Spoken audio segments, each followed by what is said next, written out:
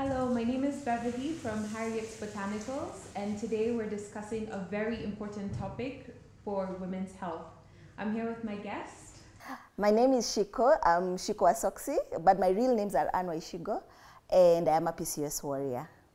Tell us what PCOS stands for. So PCOS stands for Polycystic Ovarian Syndrome, and it's called polycystic because the ovaries tend to have very many cysts. But we all say that they should change the name because some women who have PCOS do not have ovaries that are polycystic.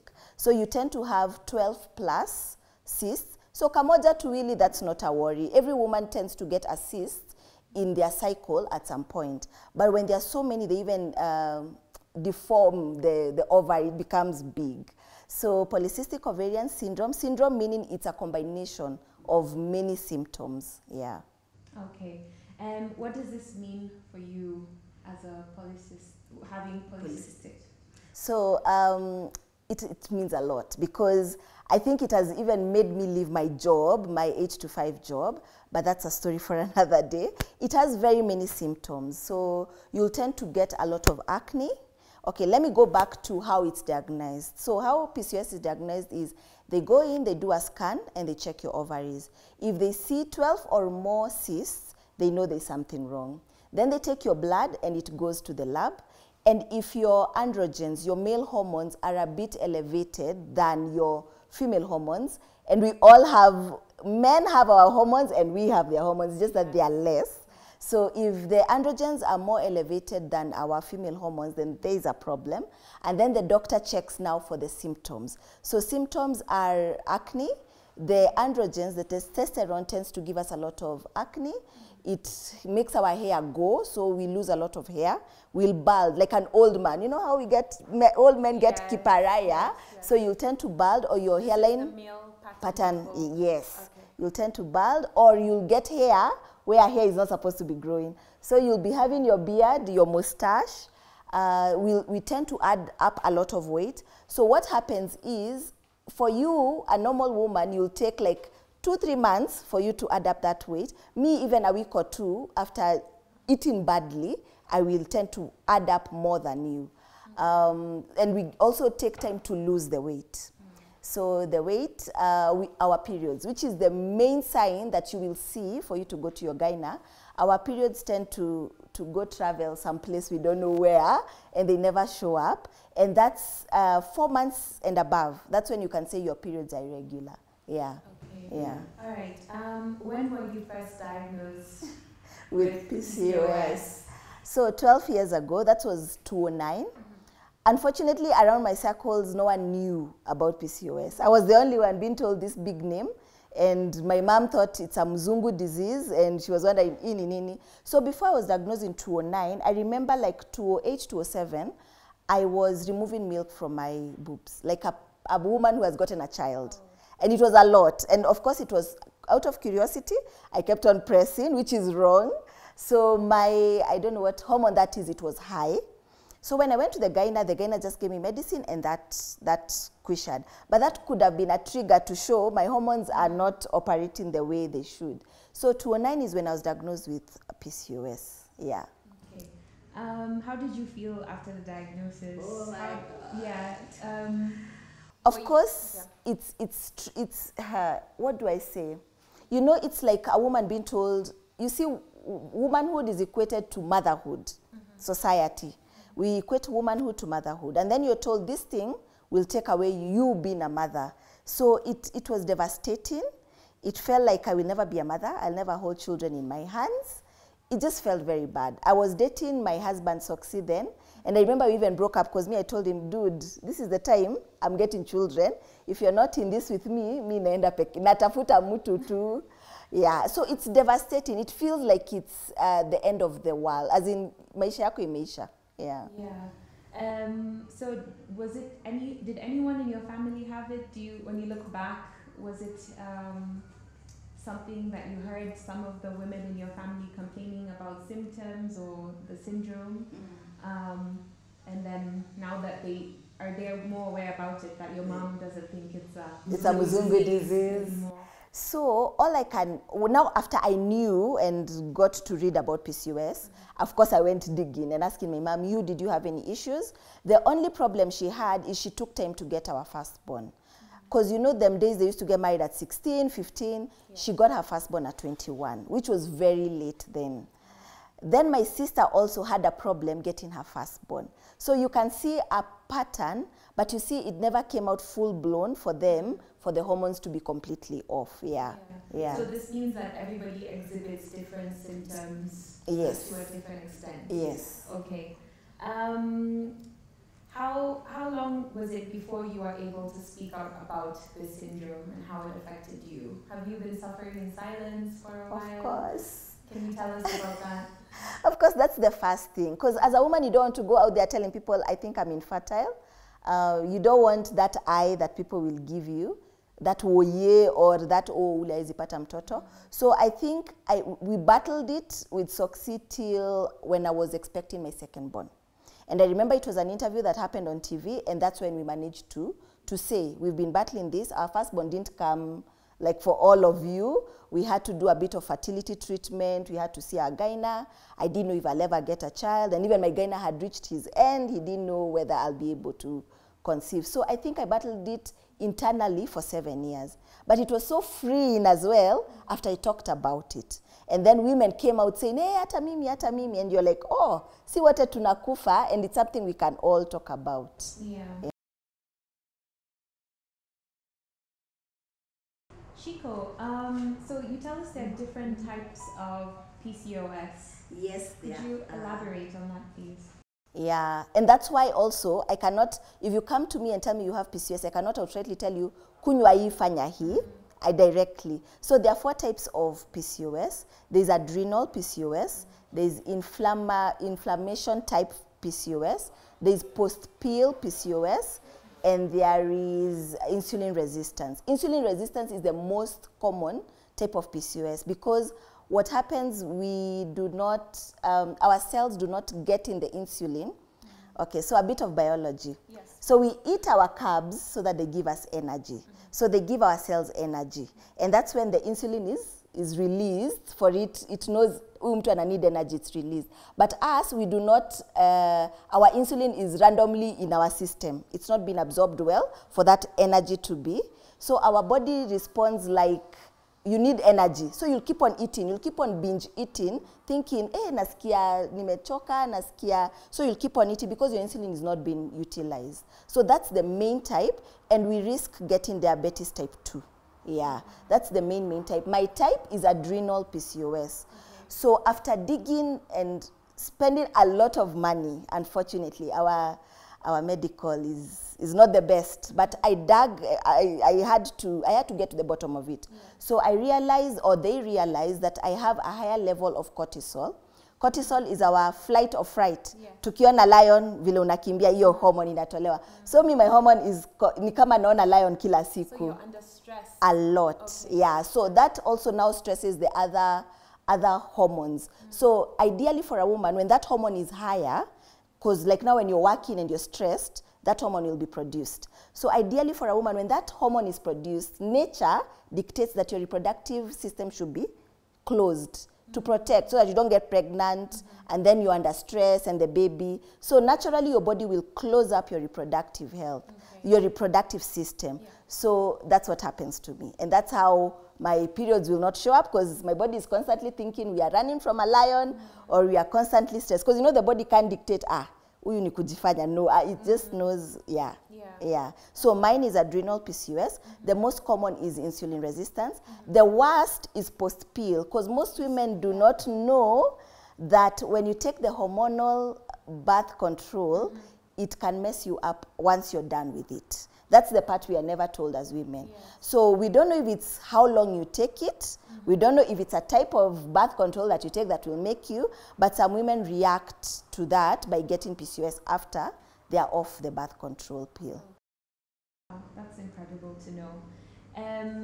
So you mentioned about, was there a one-size-fit-all treatment, or do you think that's the standard? now. Even for me who knows I have adrenal PCOS, I'm always second guessing. Ama nikunywe, ama nifanye. Yeah.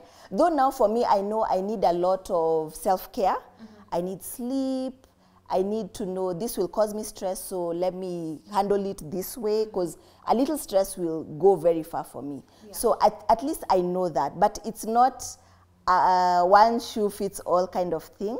So you need to, I usually tell PCOS women, get to know your body, get to know when things are going off, because you can just tell, imwili, there's something wrong, or just get to know yourself, actually. Just get to know yourself. And for every woman, get to know yourself so that you know when something is going off. Yeah. That's solid advice. Yeah. So what were the worst pieces of advice that you heard about PCOS? So or the things that you've tried and they're really just, no. So most doctors will tell you, so if I go to a doctor right now and let's say I'm 21 and I have PCOS, they'll tell me, usiogope, go home, come back when you're trying for a baby, which I feel is wrong because this is something this woman needs to manage for the long haul. So that is wrong. Try and manage your PCOS from the beginning. Yeah. Another thing is we have taken so many dawas. Oh my God. You take this, it doesn't work. You take that, it doesn't work. And all we need to do is relax, get to know yourself, then now go for whatever is working for you. Yeah. Yes. At the beginning of this year, yes, you tried our dawa, Arorwet. Yeah. Please tell us about your experience. So I'd had a lot about Arorwet. So as I said, after I started talking about PCOS, so many women started coming to me.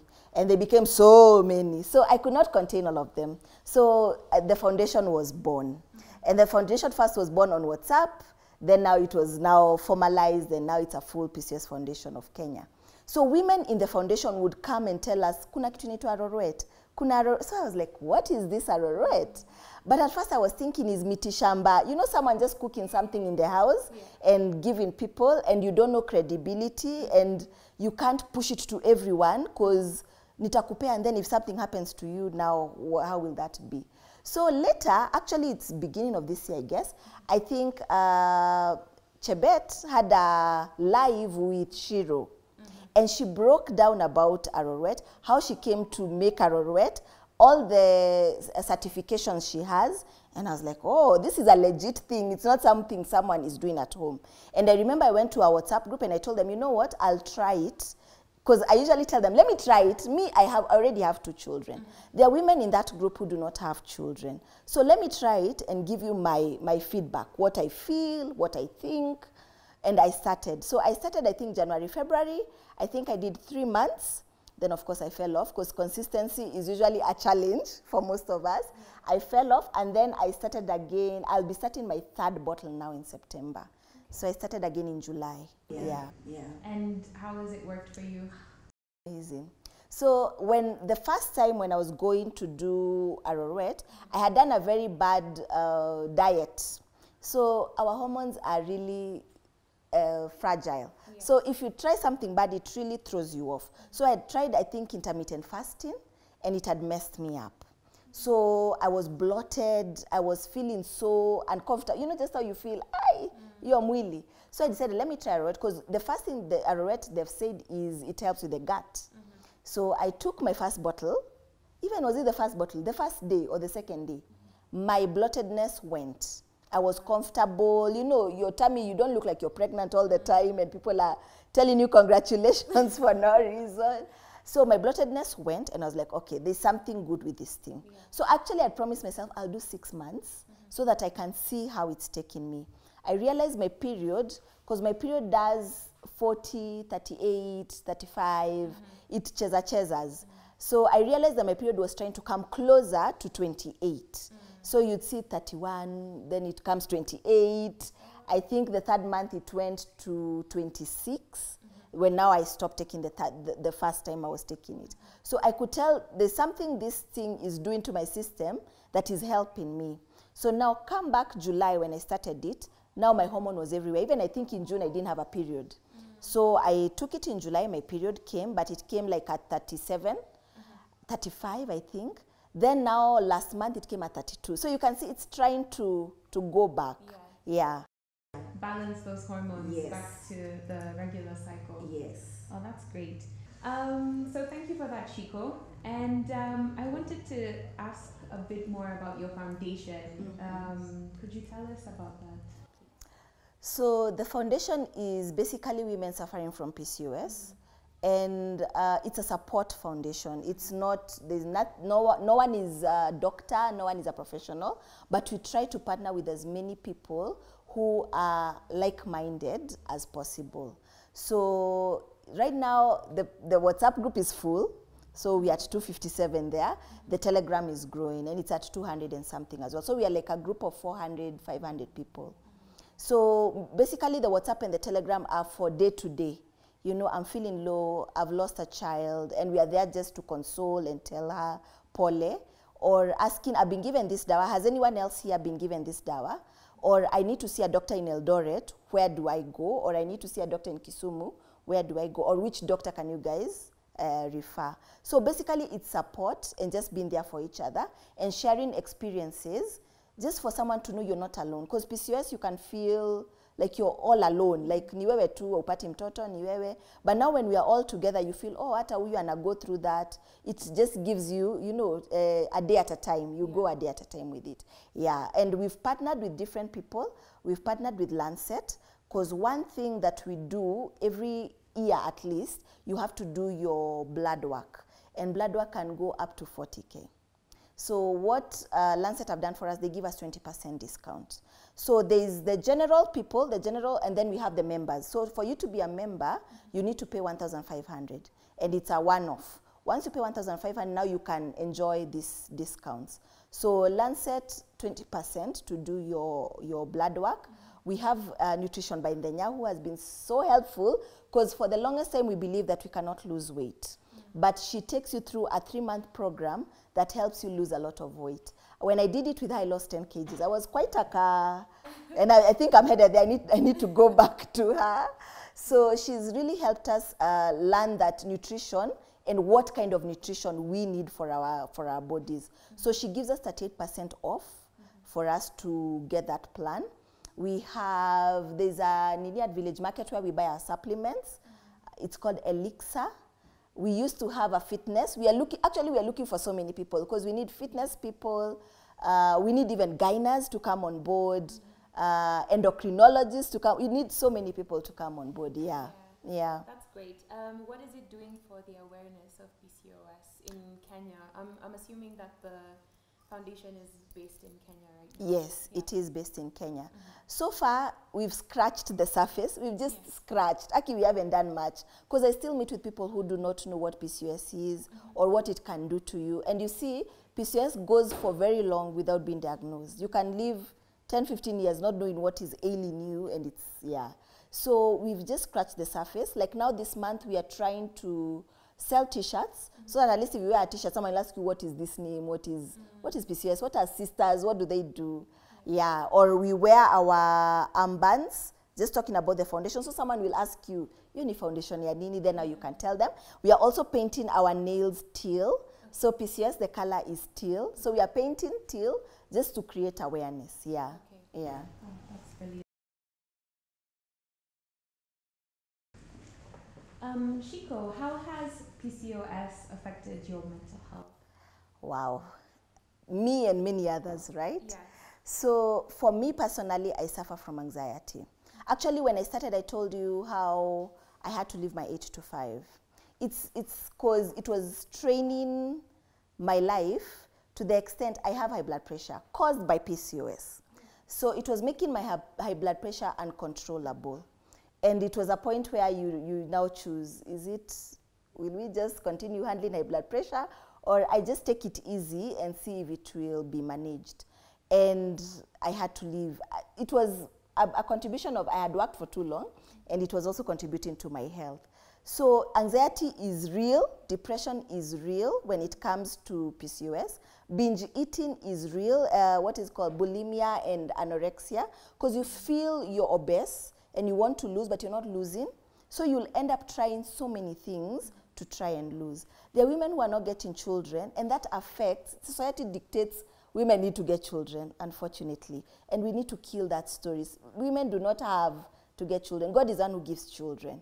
So that is affecting so many women because some are being left by their husbands.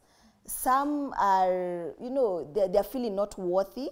They won't attend church. They won't attend, you know, social gatherings because they're feeling, mi siko kama hawa wako na watoto. So it affects a lot. Or you live your whole life. I remember from when I was a teenager, I had very bad acne. The acne, when you see on my face, even you'll feel like you're feeling pain for me. And it did something to my self-esteem because now I'm thinking, okay, everyone is looking at my acne. So such things will make someone with PCOS feel, I don't want to go to social gatherings, niulize maswali mingi, so I'd rather stay by myself. So it contributes a lot to our mental health. Yeah. Did you get any help with that? Yes, I get help even now. As in if I feel, wow, hii kitu inaenda, I need to talk to someone. And it's not bad to talk to someone. Because you see, some things are beyond us. And if I let it go out of hand kabisa, you don't know how you'll end up.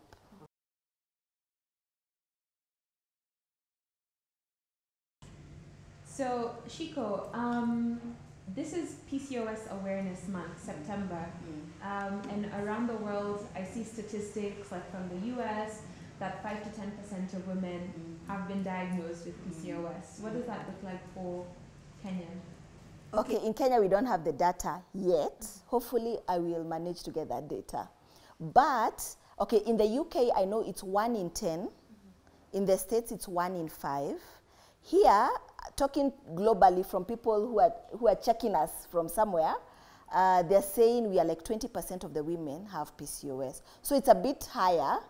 And what I'd like to know actually, my curiosity is what areas are most affected? Is it urban first? Is it our food? Is it our food that triggers PCOS? Because they say you're born with PCOS, by the way. Oh. They say you're born, but it's triggered by something. So for me, I might guess it was triggered by weight gain.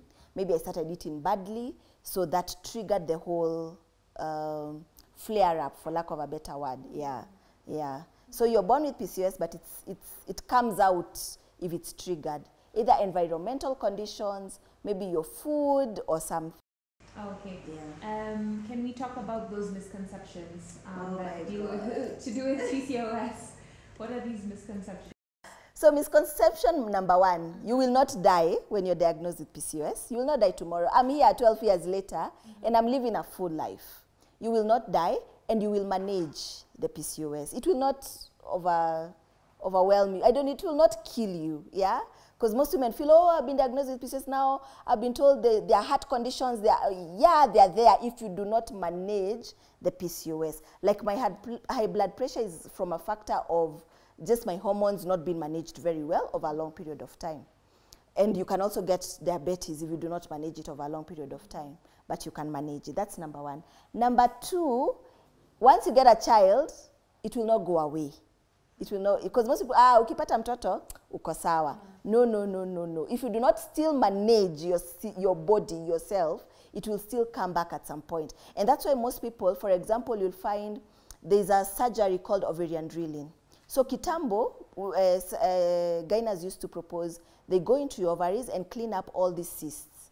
So some women will say, after the cysts were cleared, I was okay. Yeah, because that element of your hormones being off balance has been eliminated for some time. But you'll start getting symptoms, so they'll start saying, after 3 years, ndio nilianza kupata, because it's still in your system. So if you do not eat well, if you do not sleep well, if you do not take maybe some supplements, it will still come back.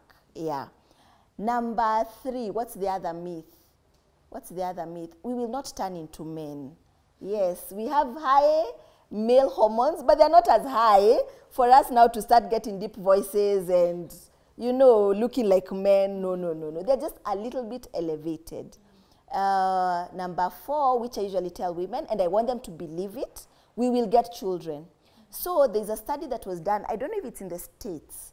They did a group of women, and they realized we tend to get our children later on in life. So you'll find by the time all of us are 35, you'll be having your 2 children, and I'll be having my 2 children. But I'll have my children uko 33, 34, 30. Our fertility checks in much later than earlier for most women. So we will get our children. Is that because you've now found out about the syndrome? I don't think You've managed some of the symptoms? I don't think so. Okay, I don't know what the research, I don't know what elements the research put into place, because of course there must be something they put in the PCOS women, and yeah, I don't know what elements they put into place, but they just found out that by the time all of us are 35, we'll be having the same number of children. It's just that your children will be turning 10, mine will be turning 2 years old. Yeah, yeah. Okay. Are there any more myths around PCOS? So, okay, not a myth, but people say when you're not getting our periods, we should be very happy that we are not getting our period, which is very wrong, because God created us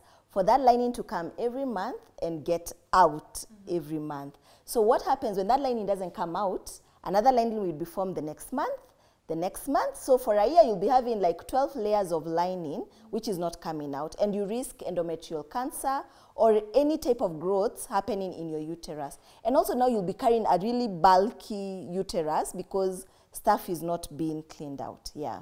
Oh, wow. Yeah. Okay.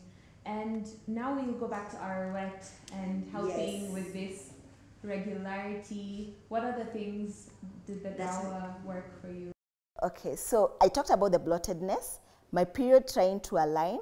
I can actually say my face is very inawak na mimi, because before I usually have to have I usually had very bad breakout on my chin, and you know that's also hormonal acne. So very bad breakout, but now I'll only see one pimple and it will disappear, and Simonona naka. Yeah, really good. So Arorwet has been doing a good job for. I don't plan to stop taking Arorwet, by the way. I'll be taking it for the, I don't know if they say we take 6 months, then we pause. I don't know. There's a formula of taking. You take 1 month and you pause. So I can take it every month for the year. Yes. Oh. Yeah. The break is just after 1 bottle, then you break. Yes. So I'll be taking Arorwet, and I can even advise most people to take it. First of all, it's natural. So once I listened to Harriet, this was the most interesting part about Harriet's interview. When she said that Sigis means fertile. The women, Sigis women were known to be very fertile, and they're the ones who give us these herbs. So there must be something from those people a long time ago that they'd seen in these herbs that will help us now.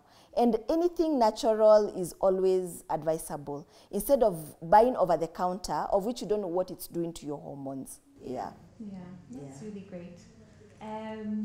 So what is your day like? Give us a typical day, because you've talked about you take the dawa.